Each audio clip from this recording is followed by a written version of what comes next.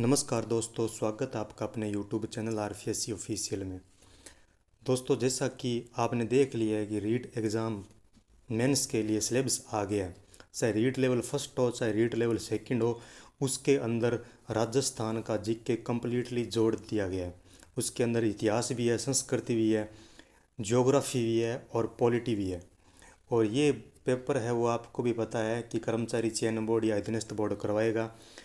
अब क्या है कि इस बोर्ड के प्रीवियस ईयर क्वेश्चन पेपर को अपने देखते हैं कि जीके के ये पेपर किस प्रकार से पूछता है प्रश्न, तो उसमें आपको एक आइडिया लग जाएगा कि हमें यहाँ से पढ़ना है और इस प्रकार तैयारी करनी है। और एक जो भय की आशंका बनी रहती है वो भी दूर होगी और एक कॉन्फिडेंस आएगा कि हाँ, प्रश्न इस प्रकार आते हैं, हमें ये पढ़ना है, इस प्रकार की तैयारी करनी है। और इसीलिए जो ये मैं सीरीज़ लेकर आया हूँ उसके अंदर जितने भी प्रीवियस ईयर पेपर हुए हैं अधीनस्थ बोर्ड के, उसके अंदर जीके के प्रश्न इसने किस किस प्रकार से पूछे हैं उनकी विस्तृत रूप से अपने चर्चा करेंगे। तो और ये वीडियो मैं आशा करता हूँ आपको बहुत अच्छा लगेगा। तो आइए शुरुआत करते हैं। जैसे ये पेपर है हाउस कीपर भर्ती परीक्षा 2022 में ये पेपर हुआ है। अब इस पेपर के अंदर जीके के 25-30 प्रश्न पूछे हैं और वो किस प्रकार के प्रश्न आए हैं, तो आइए देखते हैं।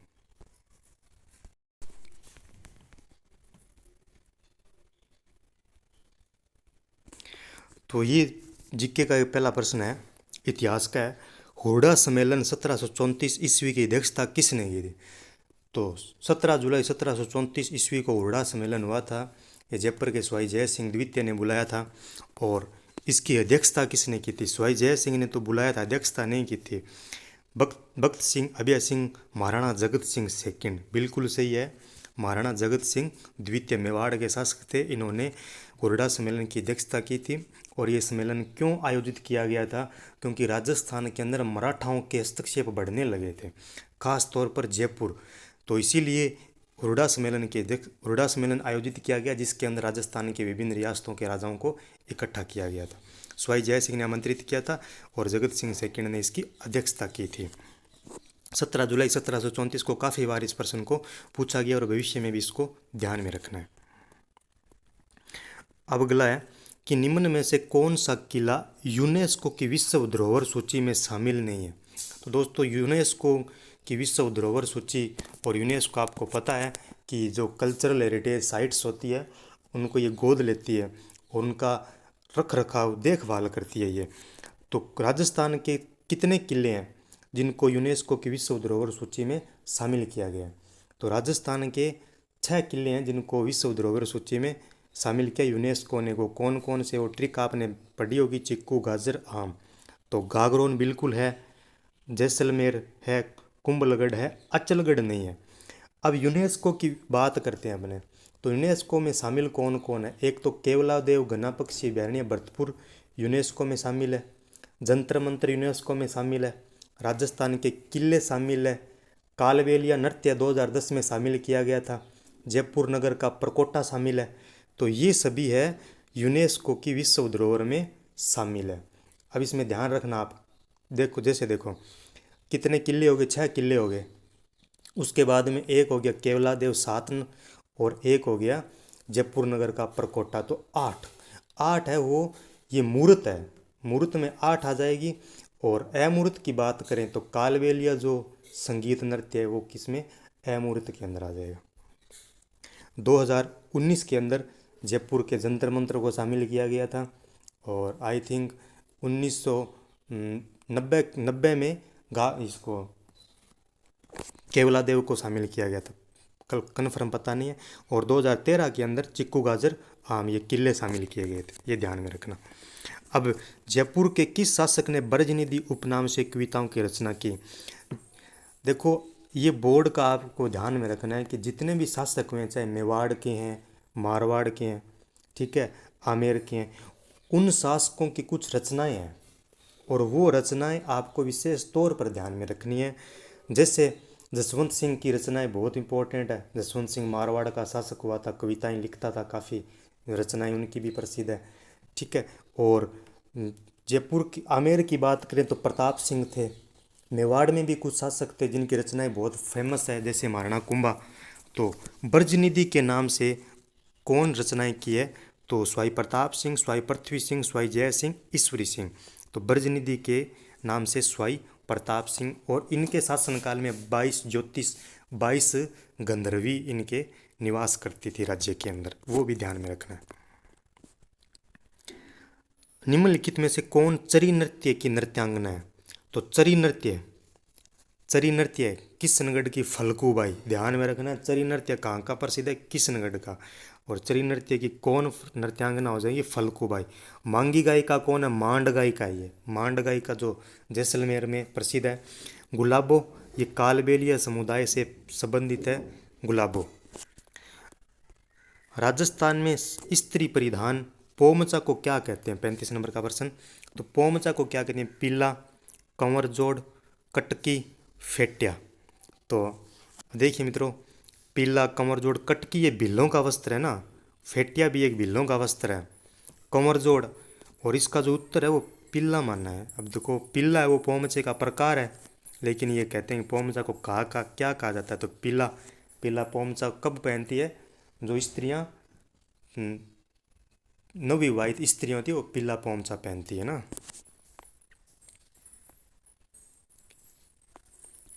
राजस्थान केसरी समाचार पत्र का प्रकाशन किसने प्रारंभ किया? सॉरी, जो पीला पोमचा है वो माँ बन जाती है वो पहनती है ना, और गुलाबी पोमचा जो माँ नहीं बनती है वो पहनती है स्त्रियां, गुलाबी पोमचा। राजस्थान केसरी समाचार पत्र का प्रकाशन किसने किया? विजय सिंह पथिक, हरिभाऊ उपाध्याय, केसरी सिंह बारठ, अर्जुन लाल सेठी। तो केसरी सिंह बारठ, अब इसकी ट्रिक क्या है? केसरिया कब धारण करते थे? युद्ध के दौरान। युद्ध के दौरान केसरिया जब धारण किया जाता था जब विजय की आकांक्षा न रहे, अर्थात विजय को हासिल करनी है, या तो मरेंगे या मारेंगे। तो केसरी, राजस्थान केसरी किसका है? विजय सिंह पथिक का। हरिभाऊ उपाध्याय, ये जो अजमेर मेरवाड़ा के मुख्यमंत्री रहे थे, जिसमें 30 सदस्य थे। केसरी सिंह बारठ, अर्जुन लाल सेठी, राजस्थान के दधीची, जोरावर हर्डिंग्स बम कांड में इनका नाम आया था। केसरी सिंह बारठ, अर्जुन लाल सेठी। पृथ्वीराज थर्ड और मोहम्मद घोरी के मध्य कितने युद्ध लड़े गए? 5, 3, 2, 1। तो पृथ्वीराज से थर्ड और मोहम्मद घोरी के मध्य 2 युद्ध लड़े गए थे। तराइन का प्रथम युद्ध और तराइन का द्वितीय युद्ध, 1191 ईस्वी और 1192 ईस्वी। अब ये निम्नलिखित में से कौन सा पुरातात्विक स्थल सुमेलित नहीं है? Ahar, HD Sankalia, Ojiyana Kayanpuri, Bairath, DR Sahni, Bagor, VN विसर। तो आहड़ एचडी सांकलिया बिल्कुल सही है। ओजियाना केयनपुरी, केयनपुरी किसके हैं? रेड के केयनपुरी है। और ओजियाना के मित्रों ध्यान में रखना है, BR मीणा और आलोक त्रिपाठी, वो ओजियाना के है बैठ आराम से, अर्थात DR साहनी, बैराठ सही है। बागोर, VN मिस्र। सर्वाधिक प्राचीन पशुपालन के अवशेष कहाँ से मिले हैं? बागोर से। ध्यान में रखना है बैराठ में अशोक के अभिलेख मिले हैं, बौद्ध मठ मिले हैं, ये भीम की डूंगरी, ध्यान में रखना। ओजियाना केयनपुरी नहीं है, केयनपुरी रेड के आहड़ एचडी सांखलिया। लोक देवता गोगा जी किस शासक के समकालीन थे? गोगा जी के बारे में बताना है। गोगा जी किसके समकालीन थे? बाबर, मोहम्मद बिन कासिम, महमूद गजनवी, अलाउद्दीन खिलजी। तो गोगा जी किसके हैं? महमूद गजनवी से गोगा जी ने युद्ध किया था, और युद्ध में इतना खतरनाक किया था कि इन्होंने, गजनवी ने कहा था कि यह तो साक्षात जहर पीर के समान दिखाई देता है। राजस्थान में सीताबाड़ी का मेला कहाँ आयोजित किया जाता है? अगला प्रश्न है। तो सीताबाड़ी का मेला कहाँ आयोजित किया जाता है? सबसे पहले 2 मेले ध्यान में रखने हैं आपको, सीताबाड़ी का मेला और एक नाम आता है सीता माता का मेला। सीताबाड़ी का मेला और सीता माता का मेला दोनों ही ज्येष्ठ अमावस्या को बढ़ते हैं, ये ध्यान में रखना है। दोनों ही कब बढ़ते हैं? ज्येष्ठ अमावस्या को। सीताबाड़ी का मेला और सीता माता का मेला दोनों ही ज्येष्ठ अमावस्या को बढ़ते हैं। सीता माता का मेला कहाँ है? प्रतापगढ़ के अंदर। जो सीता माता अभयारण्य है जहाँ से जाखम नदी निकलती है, सीता माता अभयारण्य प्रतापगढ़ और सीताबाड़ी। इसमें 3 नाम ध्यान में रखना है, शाहाबाद, केलवाड़ा, बारां। शाहाबाद आता है तो शाहाबाद करेंगे, केलवाड़ा आता है तो केलवाड़ा करेंगे, और जिला आता है तो बारां करेंगे। तो यहाँ पर तिलवाड़ा नहीं है, नोखा नहीं है, ये क्या है? केलवाड़ा। तीन नाम विशेष तौर पे ध्यान रख लेना दोस्तों, शाहबाद, केलवाड़ा और बारां। ये केलवाड़ा और बारां ये बार बार पूछ लेता है।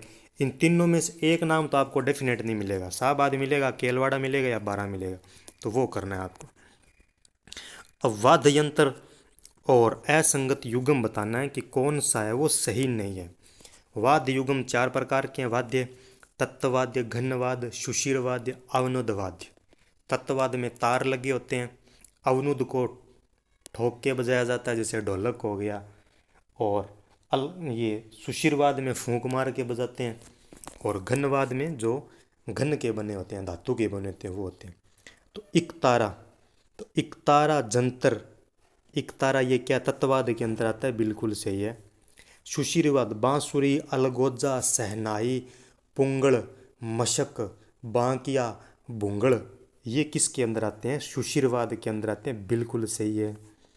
अवनुदवाद, अवनुद के अंदर खड़ताल है, खड़ताल है ना, वो बजाती है, चिमटे चिमटा चिमटा है, खड़ताल है, थाली है, ये घनवाद के अंदर आते हैं, इनको ठोक, ये धातु के बने होते हैं।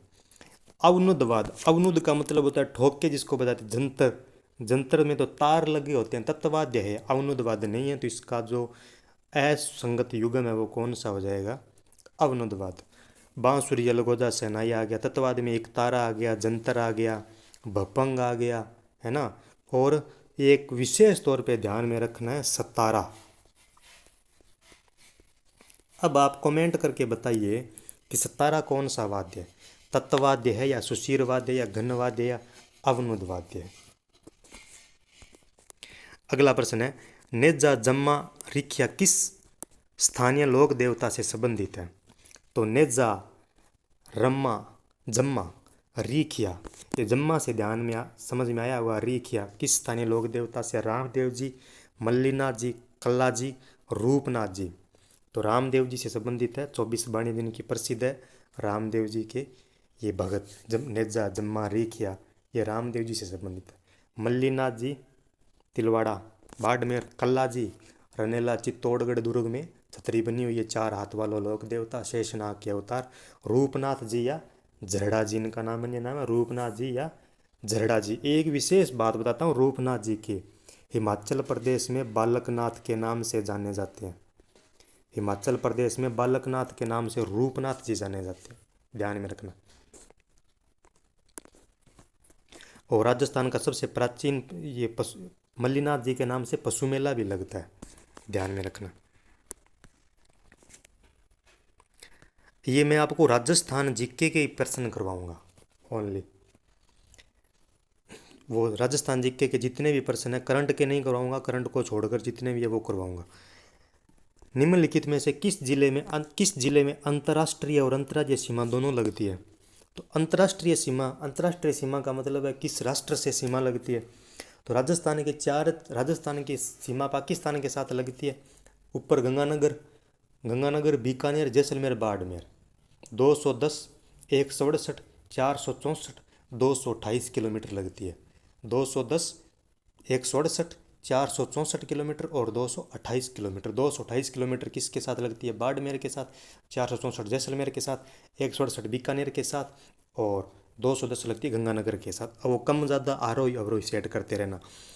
अब अंतर्राष्ट्रीय और अंतर्राज्यीय भी सीमा लगती है। अब देखो मित्रों, बीच वाले जिलों की तो लग नहीं सकती अंतर्राज्यीय, तो बीच में कौन आ गया, ये बीकानेर आ गया, है ना। जालोर वैसे ही नहीं है, हनुमानगढ़ की लगती नहीं है, तो बाड़मेर आ गया। बाड़मेर की किसके साथ लगती है, अंतर्राष्ट्रीय में तो पाकिस्तान आ जाएगा, और अंतर्राज्यीय में कौन आएगा, गुजरात। सोरसन घास के मैदान किस जिले में स्थित है।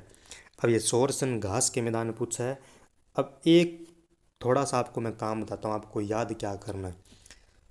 ये घास के मैदान पढ़ लेना, ठीक है ना। बीएड कहाँ है, बीएड दौलत में है, और घास के मैदान ये हो गया। और ये जो कंजर्वेशन रिजर्व है वो ध्यान में रखना है। अभयारण्य कहाँ कहाँ है वो ध्यान में रखना है। टाइगर प्रोजेक्ट ध्यान में रखना है। ये जैसे जैसे आएंगे तो वो तो मैं साथ साथ बताता जाऊंगा। तो सोरसन घास के मैदान कहाँ है, बारां के अंदर। अब सोरसन नाम से एक बात याद आ रही है कि जो घोड़ावण पक्षी है वो कहाँ पाया जाता है। सौंकलिया, अजमेर और सोरसन, बारां में घोड़ावण पक्षी पाया जाता है। सोरसन अजमेर, सोरसन बारां और सौंकड़िया अजमेर में गोडावन। और गोडावन को राज्य पक्षी का दर्जा कब मिला? 1981 के अंदर, 21 जुलाई 1981 के अंदर इसको दर्जा मिला। 21 जुलाई 1981 के अंदर गोडाउन को दर्जा मिला। और 22 जुलाई 1981 के अंदर राज्य पशु चिंकारा को दर्जा मिला। ध्यान रखना, खेजड़ी को 1983 के अंदर, रोहिड़े को भी 1983 के अंदर। अब खनिजों से इस प्रकार के प्रश्न पूछे जाते हैं कि खनिज उत्पादक जिला कौन सा नहीं है? तो tungsten, Nagaur, garnet, Tonk, feldspar, Udaipur, wollastonite, Sirohi. तो टंगस्टन भारत की एकमात्र खान राजस्थान के अंदर टंगस्टन की है, नागौर, डेगाना, रेवंत पहाड़ी। ध्यान में रखना, नागौर, डेगाना, रेवंत पहाड़ी, टंगस्टन बिल्कुल सही है, सम्मिलित नहीं है पूछा है, सही है। गार्नेट राजमहल टोंक से निकाला जाता है, गार्नेट राजमहल टोंक से। फेल्सपार अजमेर जिले के मकरे से राजस्थान का 100% फेल्सपार निकाला जाता है, याद रखना। अजमेर जिले के मकरे से राजस्थान का 100% फेल्सपार निकाला जाता है, उदयपुर से नहीं निकाला जाता है। वोल्स्टोनाइट और जास्पर में राजस्थान का 100% हिस्सा है। एकाधिकार है वोल्स्टोनाइट और जास्पर के अंदर राजस्थान का। और वोल्स्टोनाइट कहाँ से निकाला जाता है? सिरोही में। और पाली का भी विशेष योगदान है वोल्स्टोनाइट के अंदर, ये सही है।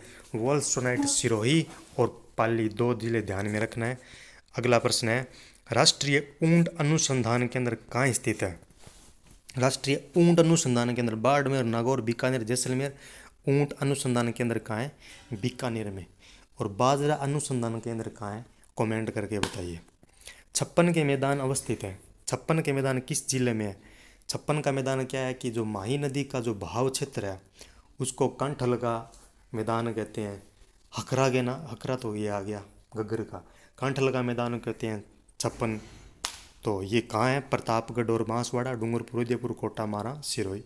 तो 56 का मैदान प्रतापगढ़ और बांसवाड़ा में काफ़ी बार इसको पूछा गया, सिंपल सा प्रश्न है।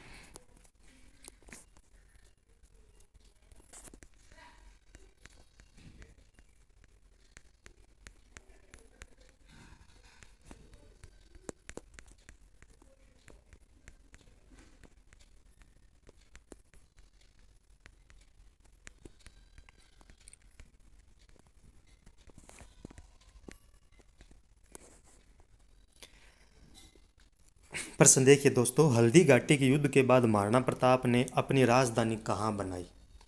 तो हल्दी घाटी का युद्ध हो जाता है मान सिंह और महाराणा प्रताप के बीच में। तो हल्दी घाटी की तो महाराणा प्रताप ने अपनी राजधानी कहाँ स्थापित की? हल्दी घाटी के बाद में, है ना। तो हल्दी घाटी के बाद में कहाँ की? गोगुंदा, कोल्यारी, चावंड, जावर। तो महाराणा प्रताप की राजधानी बताता हूँ। सबसे पहले महाराणा प्रताप का जन्म कुंभलगढ़ दुर्ग में। तो महाराणा प्रताप की राजधानी ध्यान रखना कुंभलगढ़, गोगुंदा में। गोगुंदा, कुंभलगढ़, औरगढ़, कुंभलगढ़, दिवेर, चावंड, ये इतनी महाराणा प्रताप की राजधानियाँ हैं। गोगुंदा, कुंभलगढ़, औरगढ़, कुंभलगढ़, दिवेर, चावंड। और ये क्रम वाइज है। सबसे पहले कौन थी? गोगुंदा, कुंभलगढ़, औरगढ़, कुंभलगढ़, दिवेर, चावंड। गोगुंदा, कुंभलगढ़, औरगढ़, कुंभलगढ़, दिवेर, चावंड। अब क्या है कि इसमें कहाँ राजधानी कहाँ स्थापित की? तो इसमें क्या है दोस्तों, राजधानी है ना महाराणा प्रताप ने वो स्थापित की थी कहाँ? गोगुंदा, कुंभलगढ़, औरगढ़, दिवेर, गोगुंदा, कुंभलगढ़, औरगढ़, दिवेर, चावंड। औरगढ़ अस्थायी राजधानी थी। अब हल्दी घाटी का युद्ध, गोगुंदा तो है नहीं, पहली है। अब चावंड है ना वो बनाई थी सबसे लास्ट में 1985 के अंदर। जावर है नहीं, जावर नहीं है, जावर तो राजधानी है ही नहीं। तो इसका जो विवेक के आधार पर उत्तर देना था तो कौन सा था? कोल्यारी गांव। और आपने पढ़ा होगा ये राजधानी तो नहीं बनाई थी, लेकिन कहते हैं कि हल्दी घाटी के युद्ध के बाद में 1576 में युद्ध हो जाता है। उस 18 जून या 21 जून 1576 में युद्ध हो जाता है। उसके बाद में महाराणा प्रताप ने क्या किया? कोल्यारी गांव में पड़ाव डाला था, अपना टेंट लगाया था कोल्यारी गांव के अंदर, और वहाँ से आगे की रणनीतियाँ बनाई थी। तो इसीलिए इसका उत्तर है वो कोल्यारी गांव माना। गोगुंदा नहीं है, चावंड नहीं है, जावर नहीं है। जावर तो ये चांदी की खान की महाराणा लाखा के समय, चित्रमल बंजारे के समय की बात है। गणगौर किस महीने में मनाई जाती है? तो तीज त्योहारी, बावड़ी, लेडूबी, गणगौर। गणगौर कहाँ आती है? भाद्रपद श्रावण फाल्गुन चैत्र माह। तो गणगौर आती है चैत्र माह में, चैत्र शुक्ल तृतीया को गणगौर मनाई जाती है, शुक्ल पक्ष की तृतीया। सैंधव सभ्यता के किस स्थल से जूते हुए खेत के प्रमाण मिले हैं? तो जूते हुए खेत के प्रमाण कहाँ से मिले हैं? हड़प्पा, मोहनजोदड़ो, राखीगढ़ी, कालीबंगा। तो सैंधव सभ्यता के स्थल से जूते हुए खेत के परिणाम मिले हैं मोहनजोदड़ो से नहीं, हड़प्पा से नहीं, राखीगढ़ी से नहीं, कालीबंगा से। राखीगढ़ी कहाँ है? हरियाणा के अंदर है। कालीबंगा से मिले हैं। और मित्रों, कालीबंगा के बारे में ध्यान में रखना कि ये जूते हुए खेत के प्रमाण मिले हैं। पशु इसके अंदर प्राचीनतम खेती के अवशेष मिले हैं। और एक विशेष तौर पे ध्यान रखना कि जो आहड़ सभ्यता थी, जितनी भी आहड़ सभ्यता को जो तांबा मिलता था ना, वो कालीबंगा सभ्यता से जाता था। ये ध्यान में रखना। पूछा गया प्रश्न है कि आहड़ सभ्यता की स्थलों को तांबा कहाँ से प्राप्त होता था, तो उसमें आप इस हड़प्पा सभ्यता के, आहड़ नहीं, हड़प्पा सभ्यता के जो स्थल है उनको तांबा कहाँ से मिलता था, तो उनको तांबा मिलता था कालीबंगा से। इसमें आप आहड़ मत कर देना और ये गणेश्वर मत कर देना, ठीक है ना, कालीबंगा करना। उषा मस्जिद कहाँ है? तो उषा मस्जिद गलियाकोट, डूंगरपुर में, सलुम्बर में, सांबर में या बयाना में? तो उषा मंदिर है बयाना में। उषा मंदिर और भीमलाट विजय स्तंभ, दो ध्यान में रखना, काफ़ी बार प्रश्न पूछ चुका ये बोर्ड। उषा मस्जिद और भीमलाट विजय स्तंभ, उषा मस्जिद और भीमलाट विजय स्तंभ, ये दोनों कहाँ हैं? बयाना के अंदर है। 1857 के विद्रोह की शुरुआत के समय उदयपुर में ब्रिटिश रेजिडेंट एजेंट कौन था? तो उदयपुर में बात करनी है तो ट्रिक क्या है? ऊ से क्या हो जाएगा? उमा। ऊ से क्या ध्यान रखना है? उमा। ऊ से उदयपुर और मैं से क्या हो जाएगा? सॉरी, उमा नहीं, उषा। क्या ध्यान रखना है? उषा। उषा, सॉरी मित्रों, क्या ध्यान रखोगे? उषा। तो ऊ से उदयपुर और शाह से क्या हो जाएगा? Captain showers. Captain major Burton कहाँ का था? कोटा का था। मेजर लॉरेंस है ही नहीं। विलियमसन, कैप्टन विलियमसन तो न्यूजीलैंड के है, ये तो है ही नहीं, है ना। कू क्या है? कू, कू क्या है? ग्रास जनजाति का हथियार, मीणा जनजाति का परव, भील जनजाति का घर, डामोर जनजाति का घर वस्त्र, सॉरी।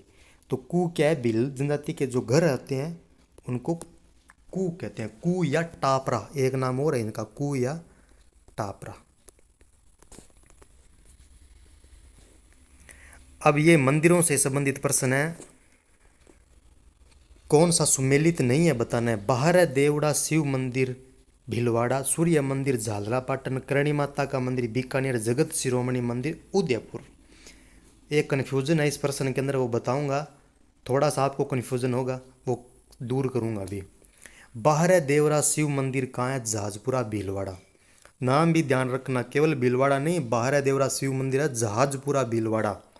सूर्य मंदिर झालरापाटन झालावाड़, झालरापाटन झालावाड़। सूर्य मंदिर का रथ प्रसिद्ध है, सप्त रथ प्रसिद्ध है। करणी माता का मंदिर देशनोक बीकानेर में, जगत शिरोमणि मंदिर। अब जैसे कई क्या होते हैं, फर्स्ट पढ़ते हैं, जगत नाम आया ना, जगत से क्या कर देंगे? उदयपुर। हाँ सही तो है यार, जगत उदयपुर में। क्या प्रश्न क्या है? जगत शिरोमणि मंदिर है ना। तो जगत शिरोमणि मंदिर कहाँ है? आमेर में है। आमेर जयपुर के अंदर, ध्यान में रखना। नथमल और सालिम सिंह की हवेलियाँ स्थित है। तो नथमल और सालिम सिंह की हवेलियाँ कहाँ हैं? सिरोही, जैसलमेर, जोधपुर, बीकानेर, जैसलमेर के अंदर है।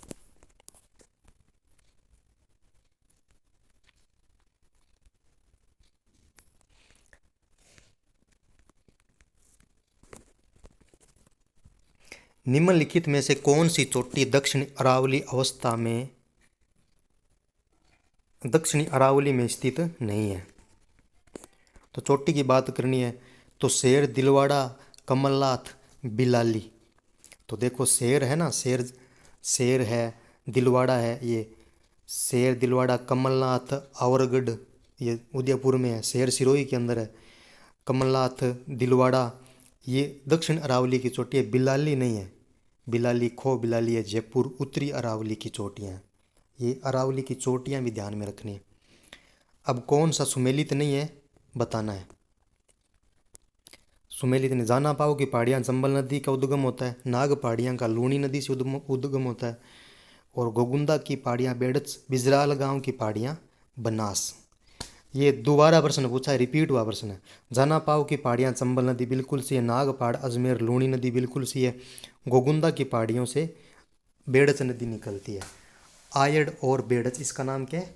आयड़ नदी है, आयड़ नदी और बेड़च नदी, आयड़ और बेड़च ये दोनों एक ही नाम है।